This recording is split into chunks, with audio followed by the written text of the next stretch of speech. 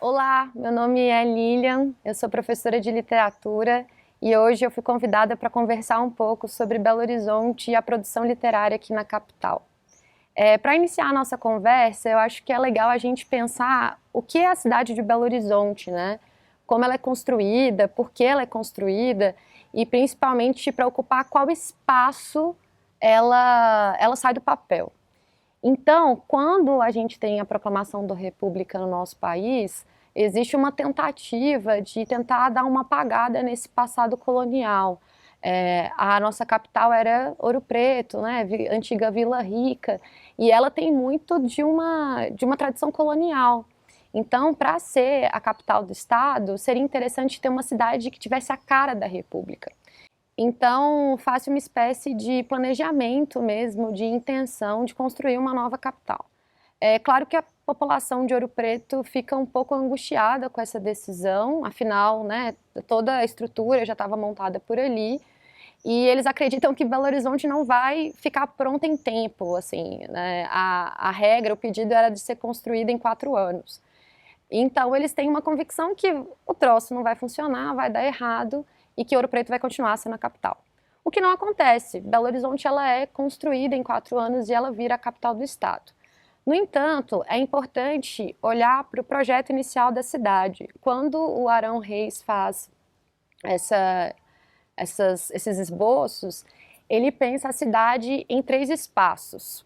A zona urbana, que a gente vê no mapa de Belo Horizonte, né, que é toda quadriguladinha ali, cada espaço delimitado mesmo. A zona suburbana, que ficaria ao redor desse espaço central, e a zona rural, que no final das contas ela iria abastecer o espaço urbano da cidade. Então, o projeto positivista do Arão Reis, ele acaba sendo um projeto de exclusão, porque ele vai concentrar na região central da cidade os funcionários públicos, né, a galera que veio de Ouro Preto e acabou querendo se mudar para Belo Horizonte, mas ele não planeja que essa cidade vá se estender para além desse espaço urbano, né, desse espaço central.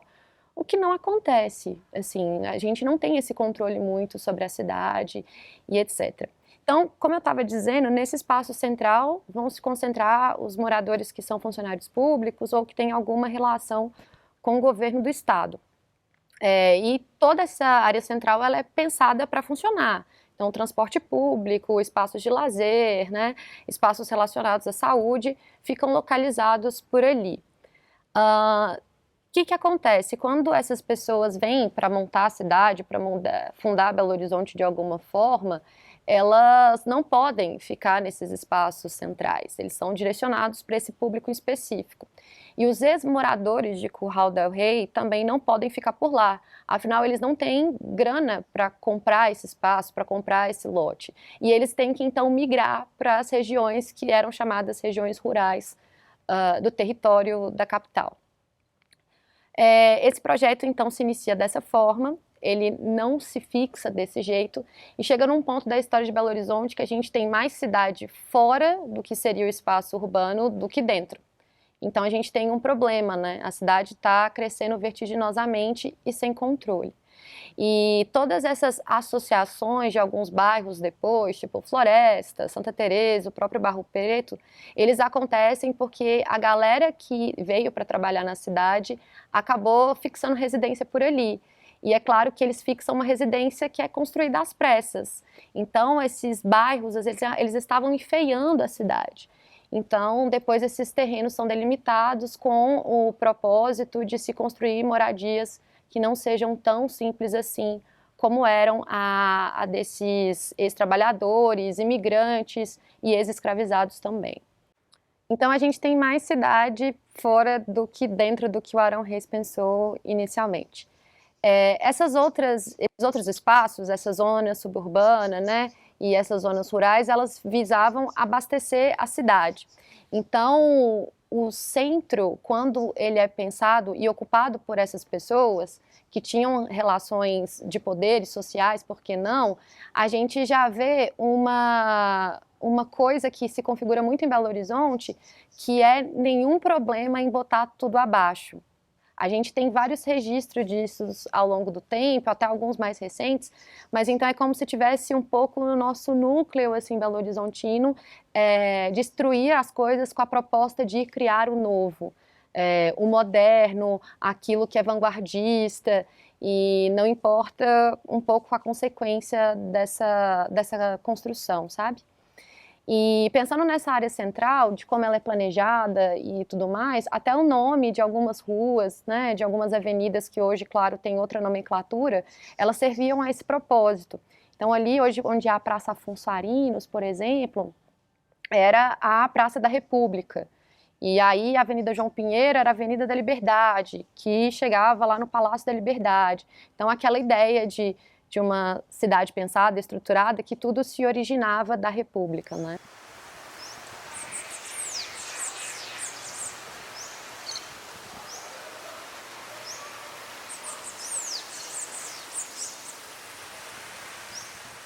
Enfim, então os primeiros moradores de BH são essas pessoas e, claro, pessoas que vêm de outros espaços de Minas Gerais para estudar na capital.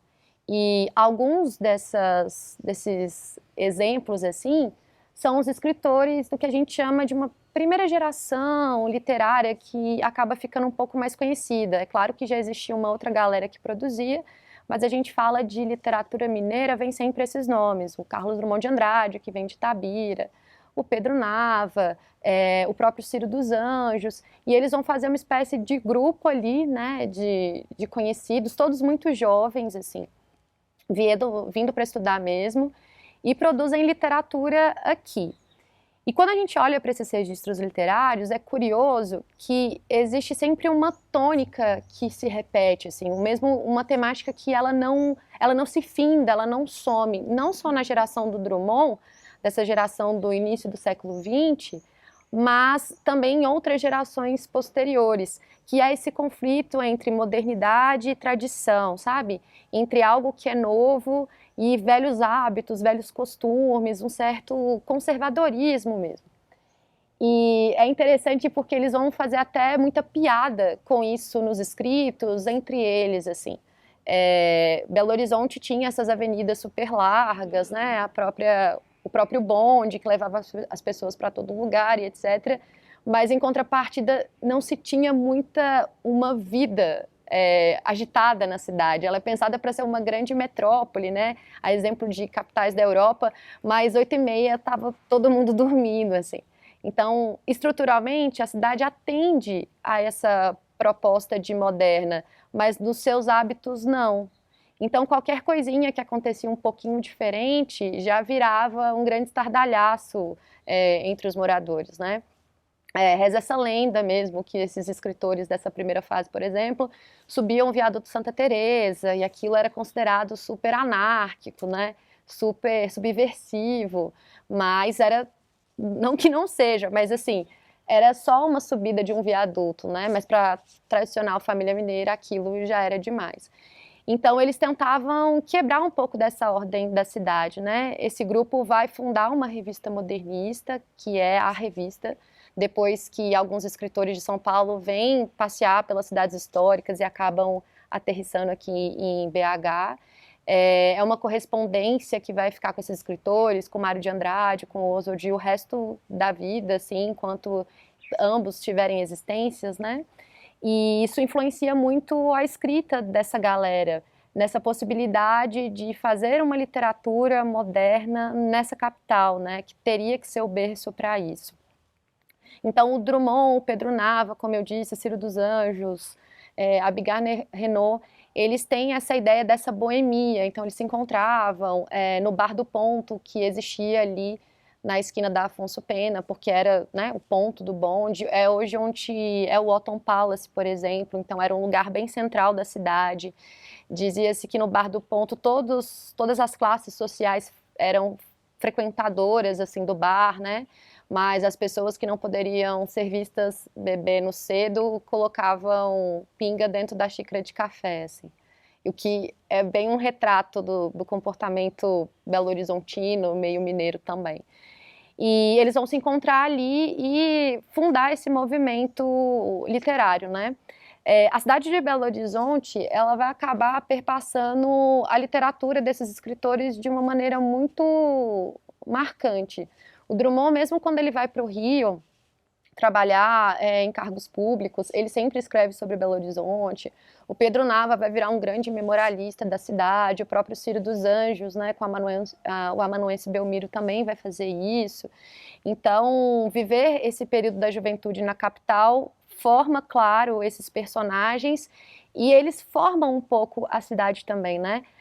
Quando a gente fala de espaço urbano, é comum encontrarmos metáforas como um organismo vivo, um tecido todo imbricado.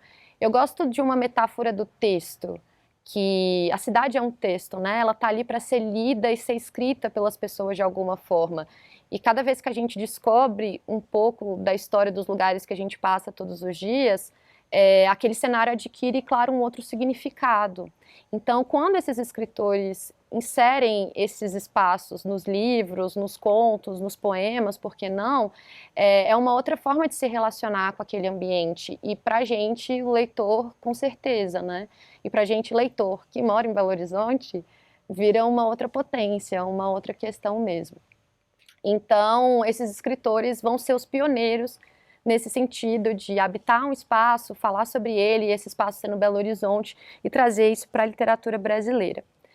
Como eu comentei um tempinho atrás, eles têm uma relação com os escritores de São Paulo, depois vão ter relações com os escritores do Rio, né? E isso vai meio que cutucando um pouquinho a experiência deles em Belo Horizonte, né? E vai se inaugurar com esse grupo também de escritores uma coisa bem comum na produção de Belo Horizonte literária, que é uma espécie de saída, né? Os escritores, eles ficam aqui temporariamente, eles acabam indo para outros espaços, principalmente o Rio de Janeiro. E acontece isso com o Drummond e com vários desses outros nomes que eu comentei aqui. Eles vão para o Rio e passam boa parte dessa vida deles lá e tudo mais, né? Uma outra coisa para a gente pensar desse primeiro registro literário também é quais lugares permaneceram, porque eles colocam muitos cenários nas obras, né? Mas se a gente anda pela cidade, pouquíssimos deles ainda existem. Eu comentei do Bar do Ponto, né, que não existe mais, virou o Alton Palace, que agora já não vai ser nem mais Alton Palace, que já vai virar uma outra coisa. A própria casa que o Drummond morou no bairro Floresta, hoje ela é um prédio, tem até uma placa lá, né, citando isso, mas a casa não virou um museu, não virou uma outra coisa.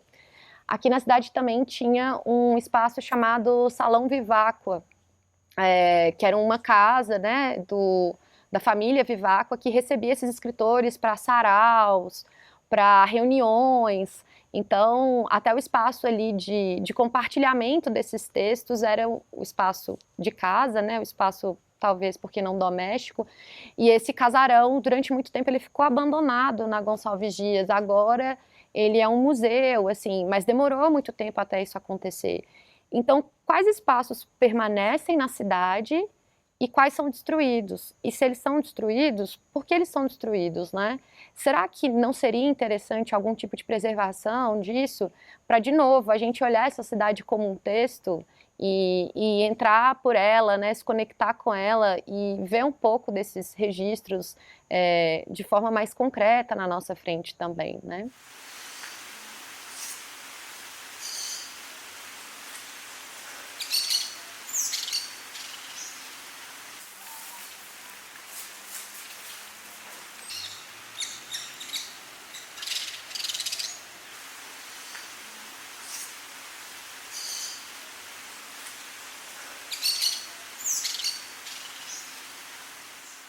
Bom, a gente vai andar um pouco cronologicamente para falar de uma outra galera que, claro, vai beber muito nessa fonte do Pedro Nava, do Drummond, do Ciro dos Anjos e companhia, que é a turma do Fernando Sabino, né, na década de 40, os Quatro Cavaleiros do Apocalipse, como eles gostavam de ser chamados. Então, rola uma coisa de uma espécie de iniciação literária ou de uma continuidade de tradição mesmo. Como eu tinha comentado, esses primeiros escritores têm uma vida boêmia, né, frequente, enquanto vivem em Belo Horizonte e tal. Então era comum todos eles irem para um bar, né, ou para uma cafeteria, assim, um ponto de encontro, e os escritores mais jovens terem essa questão de uma admiração e um respeito, sentarem na mesinha do lado, ficando assim, atentos, tentando catar um filete de conversa, ou tentando adivinhar quem é o Drummond, quem é o Pedro Nava, uma coisa meio ídolo também. E isso vai fomentar muito esses outros rapazes que são chamados de vintanistas, porque todos nascem ali na década de 20, que é o Fernando Sabino, o Paulo Mendes Campos, o Otto Lara e o Hélio Pellegrino. E o Fernando Sabino, eu vou escolher ele para falar, assim, mas todos ali, de uma certa forma, ou produzem alguma coisa, ou viram personagens, claro, de alguma história. E o Fernando Sabino vai escrever uma obra chamada O Encontro Marcado, que o cenário é Belo Horizonte nesse período, né, nesse período que eles mesmos estavam vivendo na capital. Para tentar contextualizar um pouco de o que era Belo Horizonte agora andando há alguns anos, né? Belo Horizonte é fundado em 1897, agora a gente está falando de 1936, 37, 38, então já tinha transcorrido um certo tempo. Muita coisa muda, mas algumas outras coisas permanecem nessa raiz, né? Como eu disse, nesse DNA de fundação da cidade. Uma das coisas que mudam é a dimensão espacial, claro, a gente tem aquele crescimento da cidade e a gente tem uma intenção de fazer a cidade ganhar um outro ponto que determina-se certa atenção, né? Sair um pouco desse espaço pensado central e ir para uma outra localidade. Essa outra localidade é essa aqui que estamos, é a Pampulha. E o Juscelino, enquanto prefeito, pensa nisso, em criar no espaço da Pampulha, na região da Pampulha, que era totalmente afastada, isolada, estruturas de estéticas mesmo, né, um centro de lazer que serviria para contemplar uma outra parte da cidade. Qual é a questão disso tudo? A Pampulha ficava naquela zona, como eu disse inicialmente, rural, né? Então eram fazendas, eram chácaras, eram sítios. E o Juscelino então tem esse projeto de criar a Pampulha, o aeroporto já tinha sido feito em 36, e de fazer o complexo arquitetônico da Pampulha. Essas pessoas então, elas são retiradas desse espaço rural inicialmente e tal, e, de novo, tem aquela marcação de lote que estava no início da construção de Belo Horizonte. Então, existiam os espaços demarcados, né, e tal, e tinha também uma espécie de edital, vamos chamar assim, para as residências serem montadas na orla. Então, você não podia comprar um lote, claro, não era qualquer pessoa que iria comprar, e construir qualquer casa. Então, tinha que ter um critério ali de construção. Por isso que a orla da Pampulha é cheia daqueles casarões, né, daquelas moradias bem ostentosas, digamos assim. Então, de novo, acontece aquilo que marca a fundação de Belo Horizonte. Eu tenho a retirada dos moradores que viviam ali inicialmente e a ocupação daquele espaço por um outro público, sacou? E isso é complicado, porque essas pessoas, então, vão para onde? Elas vão para regiões mais afastadas ainda da Pampulha, né? Ficam nas adjacências, mas elas não ficam nos seus espaços iniciais. E a Pampulha, ela era um lugar ali que ficava afastado do centro e eu não tinha acesso a transporte. Então já entra um outro ponto, as pessoas que acabaram comprando e ocupando a Pampulha, elas tinham carro, sabe? Elas tinham como se locomover com mais conforto. Então, esse complexo arquitetônico de lazer e tudo, ele serve a uma parcela muito pequena da cidade. E é claro que tem um caráter estético, tem um caráter político, mas a Pampulha, pensada como esse grande selo ali do Juscelino, ela acaba atendendo uma camada social privilegiada, né? Então, quando a Pampulha é feita, a gente sabe um pouquinho sobre isso, pelo Oscar Niemeyer, nesse projeto e tal, tem essa coisa de tentar uma valorização nacional, né? De alguns elementos ali que remetam de alguma maneira à arquitetura brasileira ou a elementos da cultura brasileira. Então, pensa-se, né, o iate o cassino, a casa do baile e a igrejinha. Cada um desses espaços, então, é pensado para uma parcela, uma camada social ocupar, assim. Então tem o cassino, né, que tinham festas, shows, que hoje é o Museu de Arte da Pampulha, né, o cassino, né, foi considerado um jogo ali que não é muito legal. Então hoje virou o Museu de Arte da Pampulha. A Casa do Baile era um espaço popular, né, para as pessoas dançarem, se divertirem, mas não era a galera que frequentava o cassino. E tem a Igrejinha da Pampulha. Um fato curioso sobre a igrejinha é que ela é inaugurada, mas demora-se 15 anos para uma missa ser feita, porque o padre fala que essa igreja feita por comunista não vai ser possível de celebrar nenhuma missa. E isso também é um retrato muito legal do comportamento, digamos, de Belo Horizonte, né? Tem a cachaça na xícara de café, tem o padre falando que a igreja não é igreja coisa nenhuma, não tem imagem sacra nenhuma, aquilo ali não pode ser considerado uma igreja. Tem esses pequenos comportamentos, essas pequenas nuances que mostram muito do nosso pensamento, né? Como eu disse lá no início, um pouco interiorano, conservador, patriarcal, mesmo numa cidade moderna, né? Mesmo com símbolos da arquitetura modernista.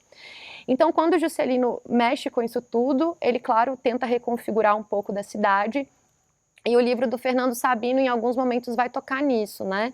Os personagens vivem em bairros centrais, mas eles frequentam, de uma maneira ou outra, esses cenários da cidade.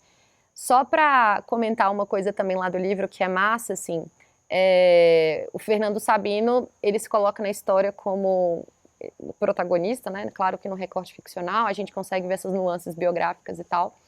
E tem uma coisa que todos eles ali faziam, esse grupo de amigos, que era ir para a Praça da Liberdade puxar angústia, que era sentar na Praça da Liberdade, ficar falando como a vida é péssima, meu Deus, a existência, que é um traço de jovem, né?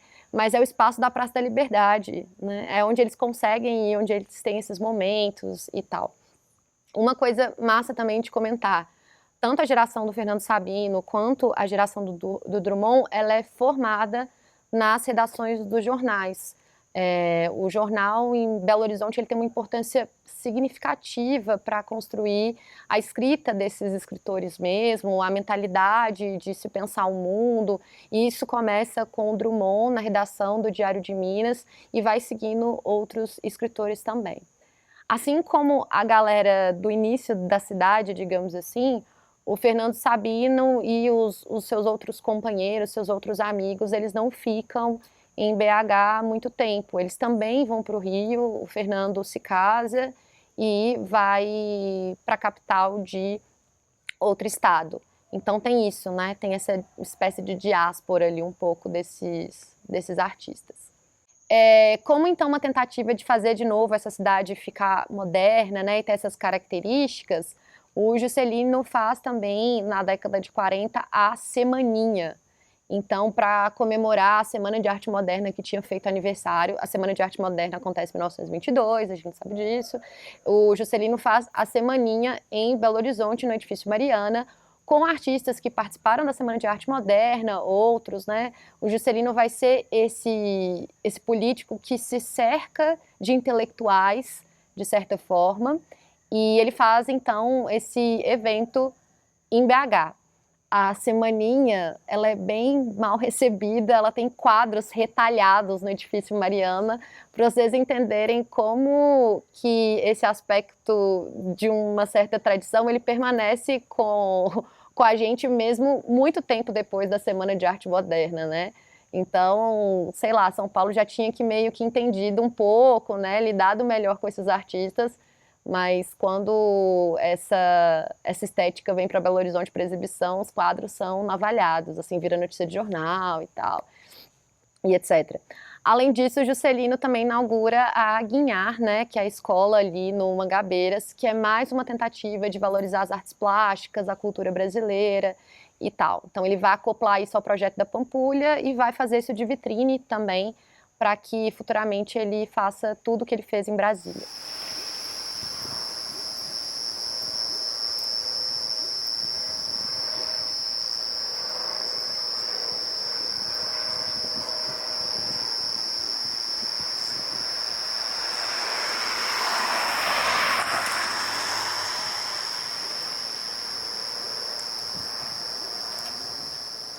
Andando mais um pouco cronologicamente, a gente cai ali na década de 60, né? E tem um lance muito massa que acontece aqui em BH, que é a criação do suplemento literário. O suplemento literário, ele é um caderno, né, de literatura e cultura e artes que entra dentro da imprensa oficial. Então, é uma possibilidade de publicação relacionada ao governo e ele vai ultrapassar as fronteiras da cidade e do próprio estado. Então, a gente tem ali, em alguns anos do suplemento, vários autores escrevendo, usando ali para divulgar as suas publicações, os seus textos, o Luiz Vilela, o Humberto Werneck, o Sérgio Santana, e durante muito tempo o suplemento vai ser esse espaço de possibilidade para a literatura, não só em Belo Horizonte, mas da literatura de outros locais do Brasil também. O Drummond mandava texto para o suplemento, mesmo já morando no Rio. A galera do Rio, né, autores do Rio, de São Paulo, mandavam textos para o suplemento. O suplemento vai ganhando um corpo, assim, uma importância nacional muito grande. E ele acaba sendo uma publicação que vai resistir um pouco ao processo da ditadura militar também. Enquanto várias publicações eram, né, perseguidas, censuradas, como a gente sabe, o suplemento ele sobrevive porque ele também colocava ali os seus textos tentando burlar um pouco da censura. Então ele é um mecanismo de resistência que a gente tem na cidade de Belo Horizonte durante os anos de chumbo, assim, os anos mais pesados. Alguns escritores que publicavam no Suplemento Literário de Minas Gerais, justamente por conta desse espaço, né, uma publicação relacionada ao jornal impresso, o tamanho ali dos textos, claro, tinha que se adequar a esse local. Então a gente tem nessa década de 60, 70, início dos anos 70, a reinvenção do conto, assim. O conto era uma modalidade, é uma possibilidade de texto literário que ele tinha ficado um pouco ali tímido, porque a gente está acabando cronologicamente na história da literatura, sai da geração dos romances regionalistas, então de textos muito robustos, né, de narrativas bem extensas que tiveram ali o seu auge, a sua importância, claro. Então, em virtude dessa situação da publicação no jornal, a gente tem uma incidência de produção de conto muito grande e que vai repaginar um pouco a produção literária nacional, por conta de uma publicação feita aqui, né? Isso é legal de se pensar, porque Belo Horizonte é, sim, uma das capitais, mas quando a gente pensa em produção literária, a gente acaba caindo no eixo Rio-São Paulo. Mas o suplemento tem uma relevância tamanha para essa parte da história da literatura brasileira também. Uma coisa também que mostra esse comportamento, né, de Belo Horizonte e tal, tem a história que o Roberto Drummond ficcionaliza, que é a da Ilha do Furacão, e tem esse comportamento um pouco mineirês ali na relação da cidade com a zona boêmia e principalmente com essa figura. No livro tem uma passagem, por exemplo, que a Hilda já estava atraindo muitas pessoas, né, muitos homens para a porta do hotel que ela ficava hospedada ali, que ela exercia suas atividades, e tem uma marcha pela expurgação da zona boêmia de Belo Horizonte, comandada por um padre, assim. Então, isso mostra muito esse conflito entre tradição e conservadorismo um pouco da cidade, através da ficção, né? Através do texto do Roberto Drummond.